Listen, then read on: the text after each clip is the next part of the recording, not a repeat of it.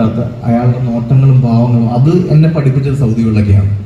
Saudi വെള്ളക്കയിൽ അങ്ങനെ ഒരു ഉമ്മയ്ക്ക് വേണ്ടിയിട്ട് വളരെ അൺപ്രഡിക്റ്റബിൾ ആയിട്ടൊരു 85 വയസ്സുകാരനെ കാസ്റ്റ് ചെയ്യുമ്പോൾ അവരുടെ ആ കഥ കംപ്ലീറ്റ്ലി അൺപ്രഡിക്റ്റബിളായി.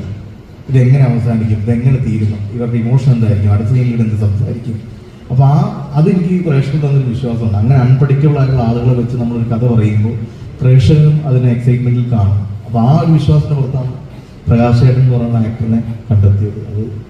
അത് ആ കാസ്റ്റിംഗ് ഭയങ്കരമായിട്ട് ആ സമയം ഗുണം ചെയ്തു. ഇവിടെ ഇപ്പോൾ പറഞ്ഞ സൗദി വെള്ളക്കയിലെ 85 വയസ്സുള്ള ദേവി വർമ്മ എന്ന 15 വർഷം സിനിമ പോലും കണ്ടിട്ടില്ലാത്ത, തിയേറ്ററിൽ പോയിട്ടില്ലാത്ത, സിനിമയെ ശ്രദ്ധിക്കാതിരുന്ന ഒരു വ്യക്തിയാണ് മലയാള സിനിമ സംസ്ഥാന പുരസ്കാരത്തിൽ മികച്ച ക്യാരക്ടർ